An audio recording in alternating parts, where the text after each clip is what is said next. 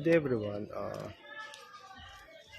This is the topic of the group one about the Sumerians. By the way, my name is Lansan Luisilopes and i- i-discuss po natin about the Sumerians civilization. The Sumerians were the people of southern Mesopotamia whose civilization flourished between 4100 to 1750 BCE. Their name comes from the region which is the frequently and incorrectly referred to as a country. Summer was never a cohesive politically entity. However, but the region of the city states each with its own king. Some Sumer is the southern counterpart of the northern region of Akkad, whose people give summer um, its name meaning land of the civilized kings, and the Sumerians themselves refer to their region simply as the land or the land of the black-headed people. First po natin is the mass-produced pottery. Um, Other Asian people made pottery. Yun nga daw po yung nung noon po yung kaya po sila nagagawa ng pottery. Pwede rin po siyang baka ng mga pagkain. Then pwede rin po yung mga bangkay po ng mga tao noon. Then yun nga po, first developed the turning wheel, a device that allowed them to mass produce it, according to Reed Goodman, a doctoral candidate of the art of archaeology of the Mediterranean and the University of Pennsylvania. So, so yun nga daw po yung na-invento. Hanggang ngayon po, nagagamit pa rin po natin yung mga pottery. Pero parang parang sa ngayon po, parang nagsisilbi na lang po siya mga pan-display, mga ganyan. Yun po. Parang ano na po kasi siya parang nabago na po. Pero yung dati po, yun nga po yung nagsisilbing lalagyan ng mga labi ng mga patay. Doon po nilalagay sa pottery. Good day, everyone. My name is Brendan Seymour. Our discussion today is all about Sumerian. And Sumerian, we have 9 types of invention that change all of the world. And I give you, for example, of Sumerian invention. Number one, which is writing. Um, John say that it's likely thought that 100% certain that a Sumerian were to first develop a writing system, and they way it clear that they were using writing the communication by 2800 BC, but they did set out of writing great and literature to record their history, but rather than to keep track and good that they were making selling. Since Sumerian century po, meron na tayong writing. Sinasabi po dito, since 2800 BC, ginagamit na po natin pagsusulat. Since now, ginagamit pa rin po natin ito until now. But yung Sumerian po na writing, saan po ito nakasulat? They call it tablet. Doon po nakasulat o nakaukit po yung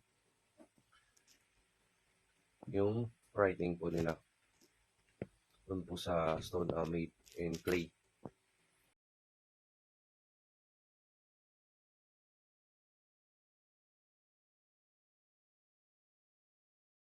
Next is hydraulic engineering. The Sumerian figured out the how to collect the channel the flowing of the Tigris and Euphrates and berries and the rich salt that it contained and they used it to water and fertilize their farm and film the design of complex and system and canal which is camp of construction of need pump and truck and boom how to gate could be open and closed and regulate the flow of water. Since Samarian po, meron na po tayong mga drainage o daluyan po ng tubig na ginagawa po nila. And then, minsan po ginagawa nila ito imbaka ng tubig or minsan doon sila kumukuha ng tubig para po magdilig ng kanilang halaman. And sa atin po, meron po tayong mga natawag na irrigation. Ganun po yung ginagawa natin. And then, meron din pong mga theories in Samarian po na yung Samarian engineering po na hydraulic po, ginagamit din po nila to make this transportation and to make building. There's a theory about this Samarian. And the next is mathematics. Since Samarian century po, ginagamit na po natin yung mathematics. Paano po nila ito ginagamit? And on the form of script developed by the Sumerian and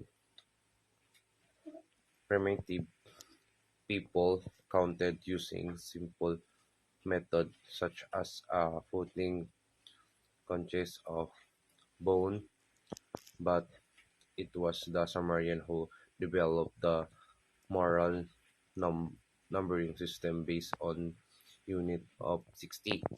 And according to Robert E. and Caroline Cribb's book, groundbreaking scientific experiment, invention, and discover of the ancient world of Perth. They used the reed to keep track of the unit and eventually with the development of cuneiform and they used the vertical mark on the clay table and their system helped to groundwork for the mathematical calculation of civilization and followed.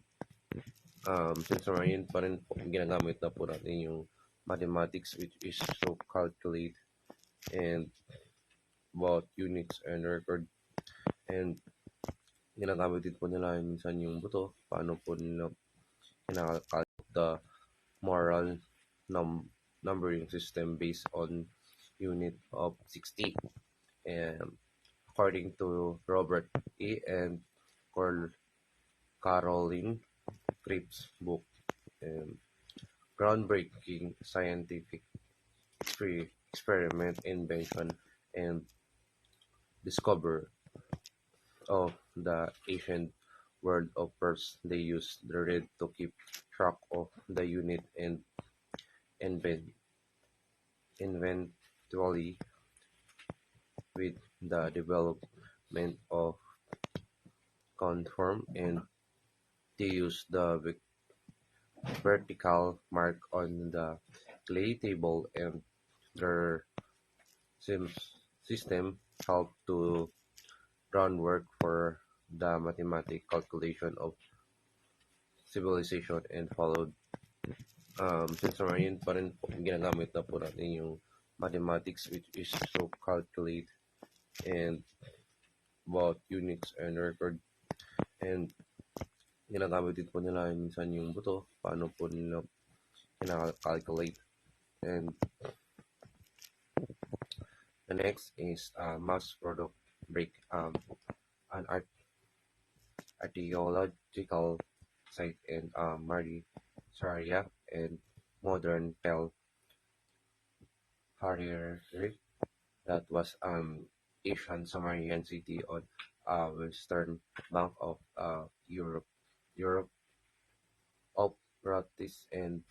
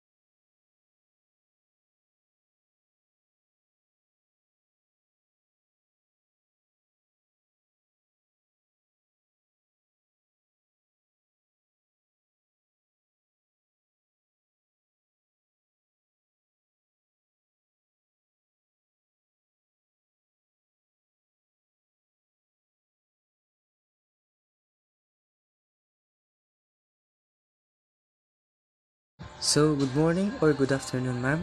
I am Kenneth Delara. I am a reporter about Babylonian civilizations. First bullet, Nebuchadnezzar ordered the construction of the famous Hanging Gardens of Babylon and the Star Gate. Nebuchadnezzar II, the king of Babylon, who reigned from 605 to 562 BCE, is indeed renowned for several remarkable construction projects during his reign, including the Hanging Gardens of Babylon and the Star Gate. These architectural marvels were among the most iconic structures of ancient Mesopotamia. Hanging Gardens of Babylon. The Hanging Gardens of Babylon are often regarded as one of the seven wonders of the ancient world. Nebuchadnezzar II is traditionally credited with ordering the construction of these terrace gardens. And the second bullet is they adopt the Sumerian sexagesimal system of counting in units, ziggurats, and cuneiform. These achievements of Sumerians play a pivotal role in shaping the early foundations of human civilization. The sexagesimal system influenced mathematics and time measurements. Ziggurats were architectural marvels and center of religious life, and the cuneiform writing marked the dawn of recorded history. They are a testament to the ingenuity and cultural contributions of the people of ancient Sumer. Good day everyone, this is Jessa Balajan. This is my part of our for this topic is all about Babylonian civilization. Babylonian civilization. The Babylonian civilization was an ancient Mesopotamian culture that existed in the region of present-day Iraq from around 1894 BC to 539 BC. It is known for its contribution to mathematics, astronomy, and the law. The famous Babylonian king was Hammurabi, who established the Code of Hammurabi, one of the earliest known legal codes. Babylon itself was a prominent day in the Hanging Gardens of Babylon. One of the seven wonders of ancient world is often associated with civilization. Additionally, Babylonians made advancement in cuneiform writing and the study of the stars, which is laid the foundation for later developments in this field. Ang Babylonia ay sinaunang kultura ng Mesopotamia na sumakop sa lugar na ngayon ay Iraq. Kinikilala ito sa mga kontribusyon nito sa batas, astronomiya at matematika. Sumerian ziggurats. They adopted the Sumerian sexagesimal cuneiform and ziggurat system of counting in units. The Sumerian had given the Babylonians the Sumerian sexagesimal base 60 system of counting for mathematics and timekeeping.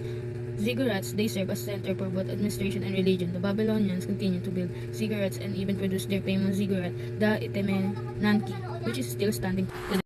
Binigyan ng mga Sumerian ang Babylonians ng Sumerian sexagesimal. Kasama sa sistema ito ang paghati-hati ng oras sa 16 na minuto at 1 minuto sa 16 na segundo. Ito ay ginagamit pa rin hanggang ngayon. Ziggurats, ang mga step temple tower na kinilala bilang ziggurats ay tinayo ng mga Sumerian Babylonians. Nagsilbi silang mga sentro sa parehong administrasyon at relihiyon. Zodiac sign, concept of horoscope.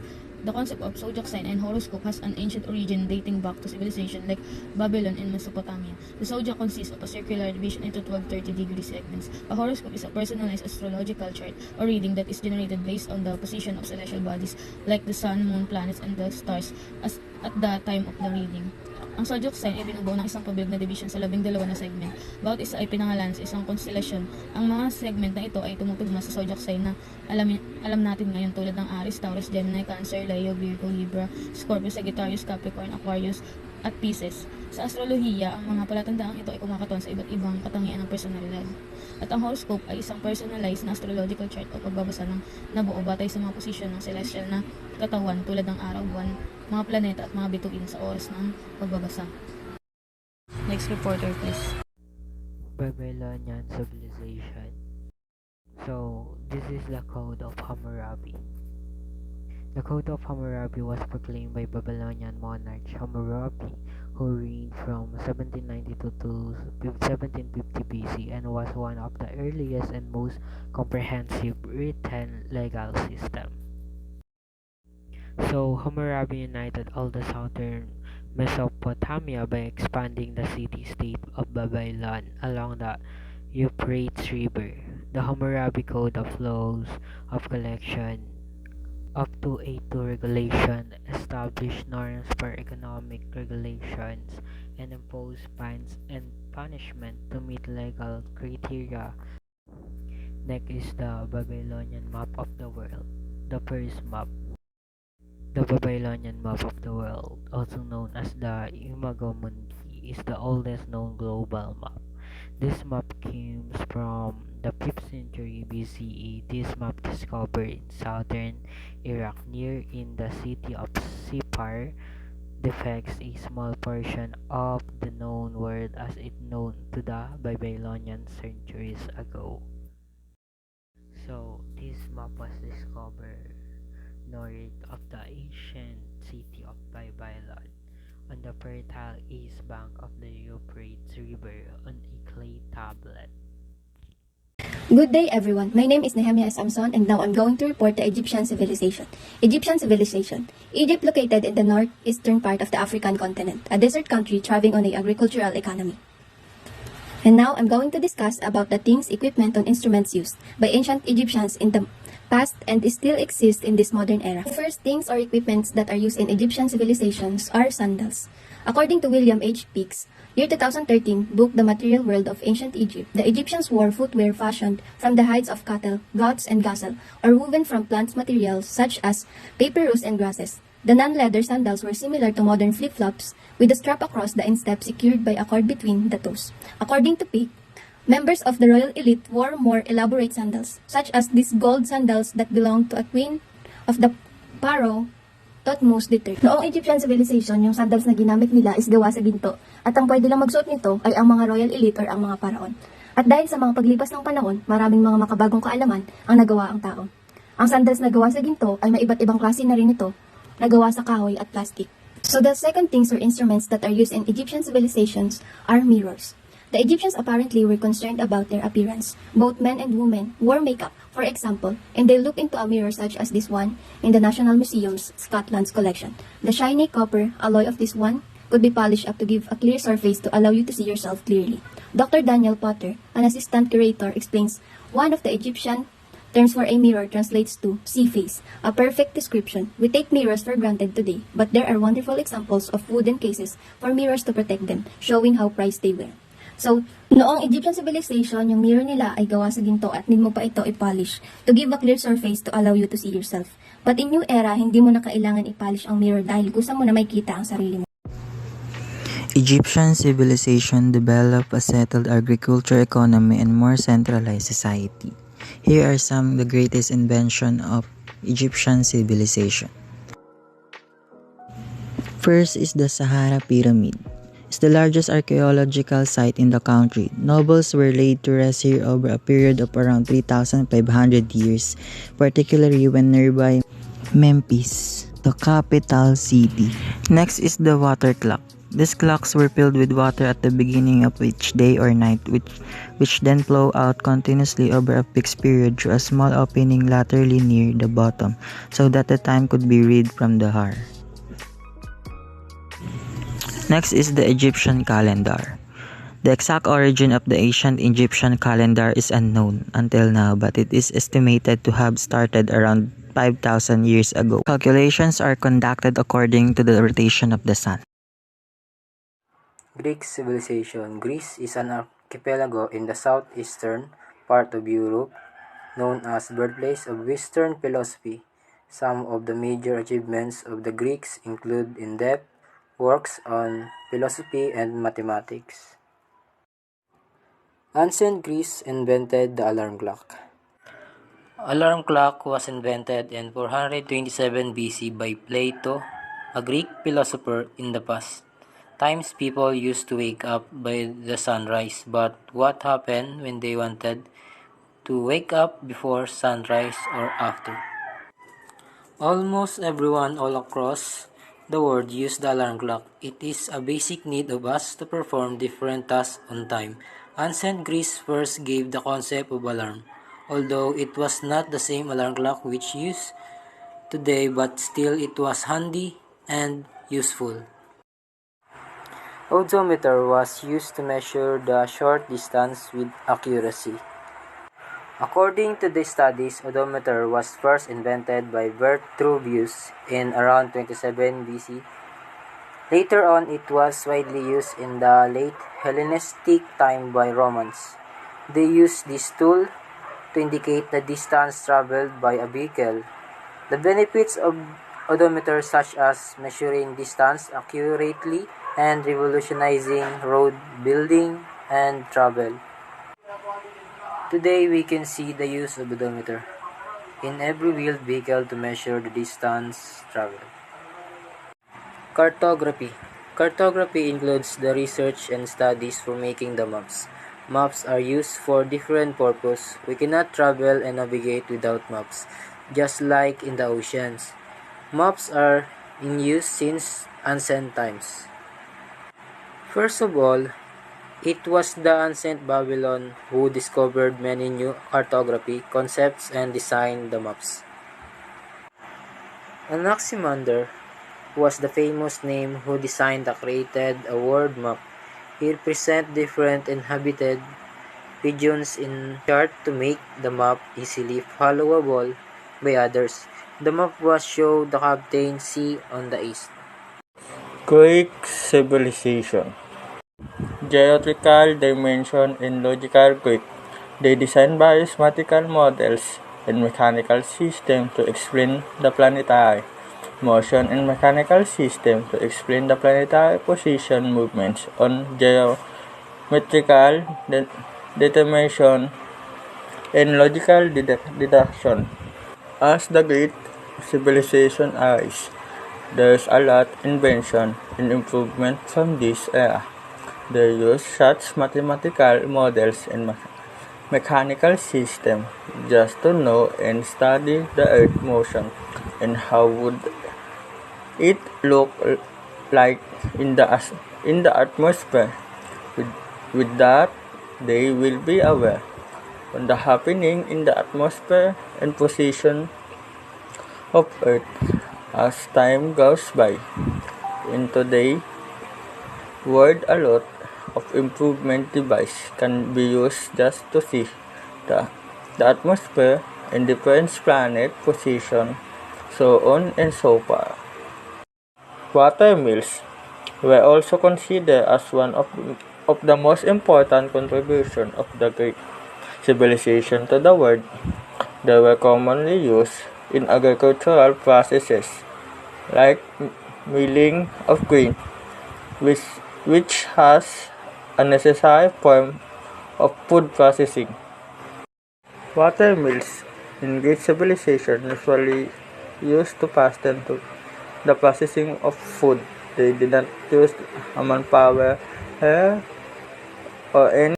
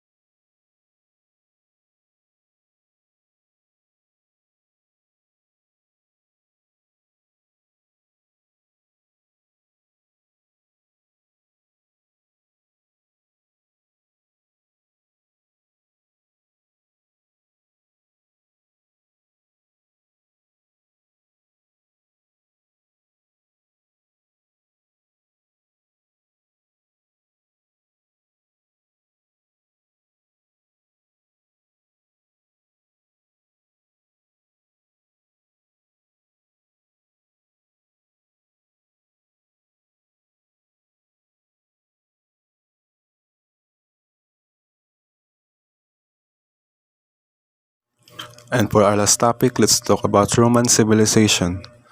Roman civilization or Roman Empire is known as the largest empire the world had ever seen up to that point. The Roman civilization lasted about 1,000 years, from the founding of Rome in 753 BCE to 476 CE. The ancient Rome is divided into four periods: the Roman Kingdom, Roman Republic, Roman Empire, and Western Roman Empire. The Roman Kingdom was the earliest period of Roman history when the city and its territory were ruled by kings, from 753 BCE to 509 BCE.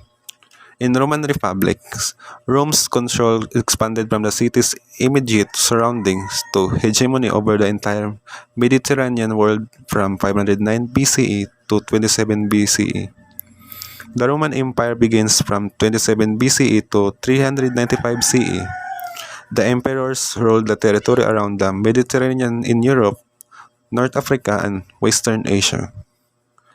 And in the Western Roman Empire, from 395 to 476 CE, there were separate co-equal courts dividing the governance of the empire into the Western provinces and Eastern provinces, and this is the time where their downfall began, especially when the emperor of the Western province was overthrown by the barbarian. The Roman Empire was perceived to be the strongest political and social entity in the West.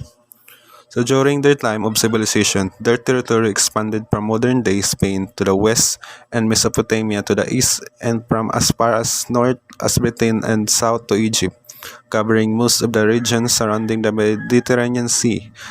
Rome embraced between 1/6 and 1/4 of the whole world's population. One of the major contributions of the Roman civilization is their invention of Acta Journa, or a newspaper on the modern day. Acta Journa means daily acts in Latin words, and sometimes translated as daily public records or poetically as daily gazette. They were carved on stone or metal and presented in message board in public places such as the Forum of Rome. They also were called simply Acta.